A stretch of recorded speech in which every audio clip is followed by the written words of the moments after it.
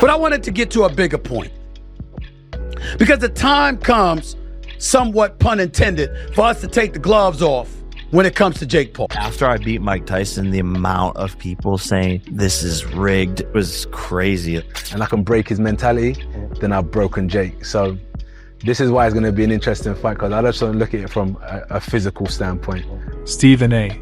Smith is said to react with surprise after Mike Tyson and Anthony Joshua reveal claims that Jake Paul tried to offer bribes. Smith states that the sport has reached a critical point and insists that boxing must put an end to these absurd publicity-style events. In his view, the gloves might as well be removed because Paul turns matches into scripted business arrangements. Smith believes this conduct disrespects genuine fighters and harms the credibility of boxing across the world. These are the kind of things that I'm talking about here. Boxing's a skill. Let me give y'all an example. Remember Francis Ngannou?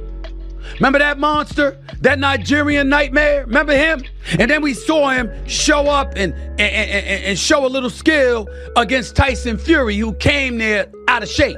What happened when he got into the ring with Anthony Joshua? He got put to sleep, much in the same way Nate Robinson got put to sleep. Boxing is a skill. Anthony Joshua has made his position perfectly clear.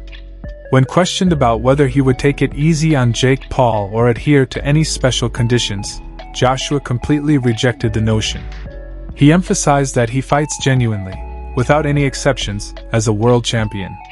Joshua made it clear that he will never gamble his legacy on gimmick matches or predetermined results, and will not sacrifice the integrity of the sport for entertainment or financial gain. You see with Jake, what I learned about Jake is, so when you look at the physicality stuff, and as you said, he's looking at my chest, I think Jake is someone where I got to beat him mentally because he's a mental person. This is my observation.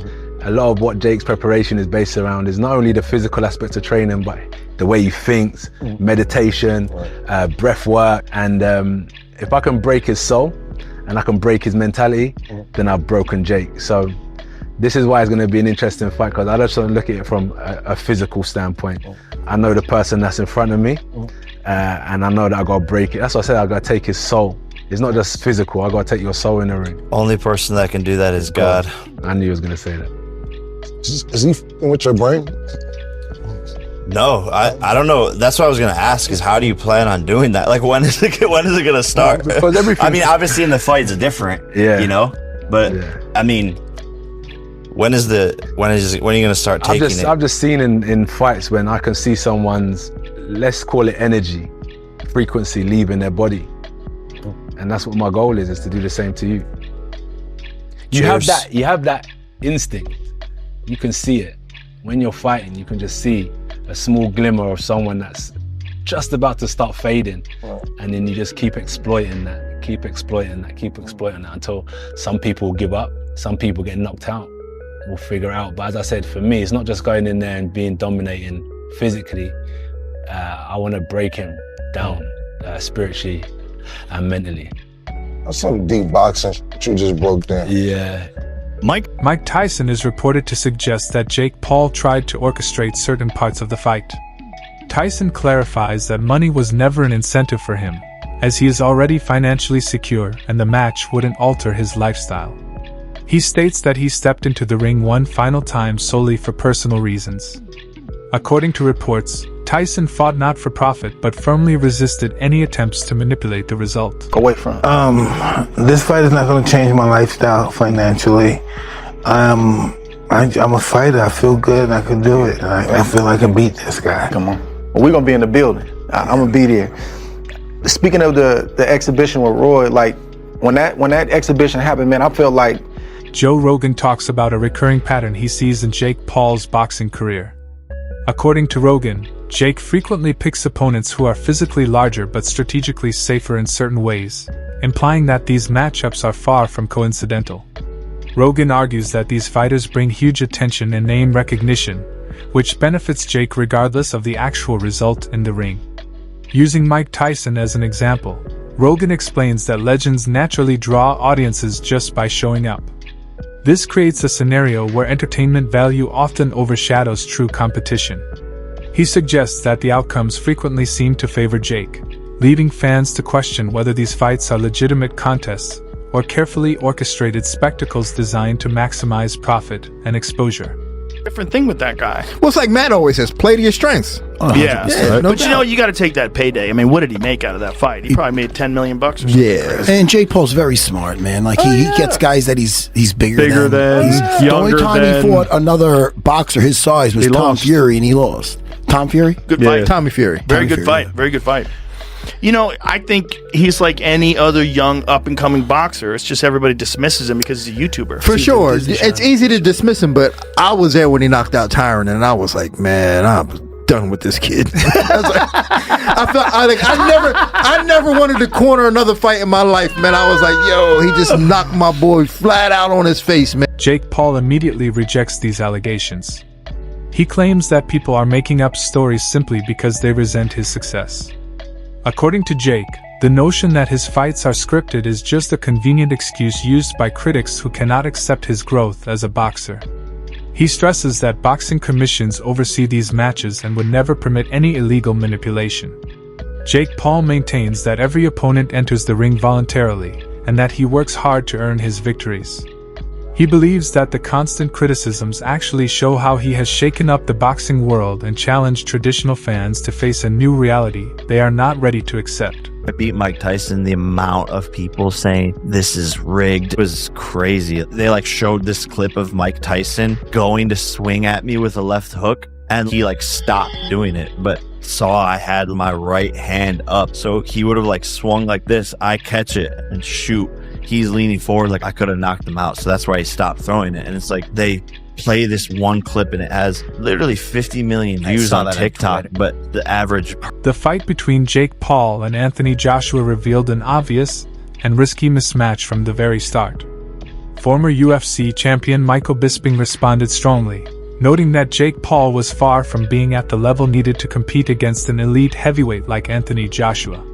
He described the match as a clear demonstration of real professional boxing, where timing, skill, and experience determine the outcome. Joshua's punches were precise and powerful, highlighting the difference in class. Bisping emphasized that this result was inevitable, as Jake Paul lacked the necessary tools, defense, and ring intelligence to endure against a world-class boxer of Joshua's caliber. No, that wasn't the case at all. What we saw, in my humble opinion, because I'm a big Anthony Joshua fan. Of course, I've been a supporter for the longest time. A rather lackluster, unmotivated Anthony Joshua that didn't look like he was being particularly nasty, right? Yeah, a lot of the time he was out of range, and it's hard to land a shot on someone that's backing up and moving away the whole time. And there was a lot of times where he had him in the corner and he could have thrown a shot. And sometimes he was telegraphing his shots. And anytime he did go in to throw a punch, as I said before, Jake Paul would shoot in and turn it into a wrestling match. And even when he wasn't shooting in, he was clinching a lot. This is boxing, it's not MMA as we know. The referee should have done a much better job of getting in there and separating them much, much faster. As I say, it was the 6th round. I think it was the 4th round he got dropped twice. In the 5th round he got through it. In the 6th round, caught him with the jab, a glancing right hook. He goes down, and that was that. That was all she wrote, right? I did a live. There was about 9,000 people watching at one point. Nobody was particularly enjoying the matchup. Listen, okay? I respect both men. I respect anyone really that steps into the ring, okay? And certainly going up against Anthony Joshua, that was a tall task, okay? You know, metaphorically and figuratively, right? It was a tall task. It was a big job. It was a tough opponent. It was a mismatch, and it was, right? Jake Paul never worried Anthony Joshua once. He never rung his bell. He never caused any damage. He never had him worried. He never did anything. It wasn't a fight. It was a display of how long can Jake Paul last? Can he run away long enough for it to be credible? Critics claim that influencer boxing has fundamentally altered the sport. With YouTubers and celebrities entering the ring, the focus has shifted from skill and legacy to views and profits. Many argue that fights today are driven more by hype than technique. The art of boxing, once built on discipline and mastery, now often takes a backseat to marketing strategies. These events generate huge revenue through sponsorships and streaming deals, leading to claims that financial gain matters more than genuine competition. For traditional fans, influencer boxing feels less like real sport and more like staged entertainment with celebrities wearing boxing gloves. The matchup between Mike Tyson and Jake Paul has faced intense criticism from fans and analysts. Many believe the fight appeared unnatural and overly controlled. Tyson's legacy as one of boxing's most feared legends makes this performance even harder to accept.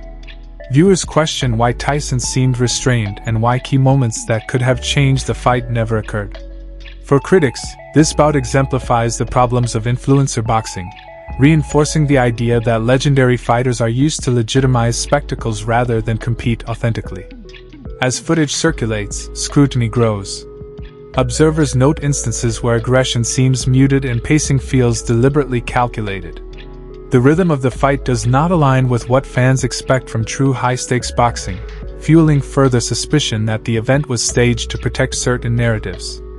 While no concrete evidence proves wrongdoing, these visual cues keep debates alive, and the fight has become a benchmark whenever discussions about scripted matches and Jake Paul's major bouts arise. Netflix is currently facing a lawsuit over the Jake Paul vs. Mike Tyson fight, though not because people believe the bout was rigged. The complaint centers on technical issues. Many viewers experienced buffering and couldn't watch the fight despite paying. However, a bigger question remains: why isn't anyone suing over potential rigging? Evidence and speculation have fueled suspicions that the fight may have been manipulated to some degree. Some argue that Mike Tyson was required to last 8 rounds for his payment, which may have influenced how aggressively he fought. Others claim he was instructed to avoid uppercuts that could seriously injure Jake Paul. These two theories form the main conspiracy discussions. Either Tyson deliberately held back his punches, or he was following scripted limitations. Before the fight, some analysts predicted potential rigging in Tyson's favor, reasoning that it would be embarrassing for Jake Paul to lose to an aging legend early on. Nakisa Bidarian counters these claims, firmly denying any scripting or manipulation. He stresses that such actions are illegal under professional boxing rules and argues that Jake Paul actually performed better than the judges reflected in some rounds. According to Bidarian, losses and criticism are part of the sport, especially for high-profile fighters, and Jake's rising fame naturally attracts controversy. Regarding the Anthony Joshua fight, Jake Paul broke his jaw in 2 places and underwent surgery. His recovery is expected to take 5 to 6 weeks, and he is already planning a comeback in 2026. Observers suggest that losing can be as valuable as winning for Jake, as it forces him to dedicate more time, effort, and resources to improve his craft. The injury, while serious, could potentially reshape his career positively, much like other fighters who return stronger after similar setbacks. Critics also note Jake Paul's pre-fight confidence, which appeared almost certain of victory, fueling skepticism that the outcomes were predetermined. After the fights, his composed reactions, appearing satisfied rather than exhausted, further doubts among observers, as traditional fighters often show visible relief or emotion. The bout between Jake Paul and Julio Cesar Chavez Jr. drew criticism for Julio's unusually passive performance. Chavez Jr. threw very few punches and rarely pressured Jake, making it seem as though he was barely competing. This has led many to question the competitiveness and authenticity of the match, adding to the ongoing debate over the legitimacy of Jake Paul's high-profile fights. Rather than genuinely competing, this fueled claims that the fight was never meant to be competitive. Fans struggled to understand why a seasoned fighter like Julio Cesar Chavez Jr. would display such low urgency unless his motivation was lacking. In contrast, Mike Tyson's performance was described as successful, which is an intriguing choice of words. Most fighters talk about what they will do physically, knock someone out, dominate, or win, but Tyson framed it differently. Looking at the fight and its outcome, one side reportedly earned $40 million, while the other received $20 million. From a financial standpoint alone, the fight could be seen as successful. Moreover, for Tyson, lasting 8 rounds at his age was itself a personal achievement. When he referred to being victorious, it seemed to indicate his intention to win rather than just complete the bout. It's noteworthy that he used victorious instead of concrete terms like, "I will knock him out." showing a different mindset. After making this point, Tyson immediately shifted the topic, citing Ramadan and saying he couldn't fully express his feelings, which matched his restrained demeanor at the start of the fight. Paulie Malignaggi offered another perspective, suggesting that Julio Cesar Chavez Jr.'s lackluster performance might be due to financial motivation rather than scripting. Fighters who enter the ring primarily for a paycheck often lose their hunger to win, resulting in weaker performances. This interpretation redirects some blame away from Jake Paul while highlighting structural issues in influencer boxing, where the system encourages fighters to prioritize money over pride. Looking at Jake Paul, some analysts argue that the most entertaining part of his fights is the promotional aspect and the build-up, which is long-term beneficial for the sport despite the occasional underwhelming performance. The Chavez Jr. fight, for example, was borderline disastrous, but many, including the commentators, had been misled by promises from Chavez Sr. that his son would be fully prepared. In reality, Julio Cesar Chavez Jr. has consistently relied on his family, media, and promoters, which allowed him to show up unprepared and essentially cash the check in each fight. Even with a Hall of Fame father, Chavez Jr. repeated the pattern. Despite assurances of motivation and training, he performed only at a minimal level, throwing what a typical fighter might throw in a single round over 10 rounds. The lack of preparation and effort was staggering. That wraps up today's coverage. Stay tuned for more updates next time.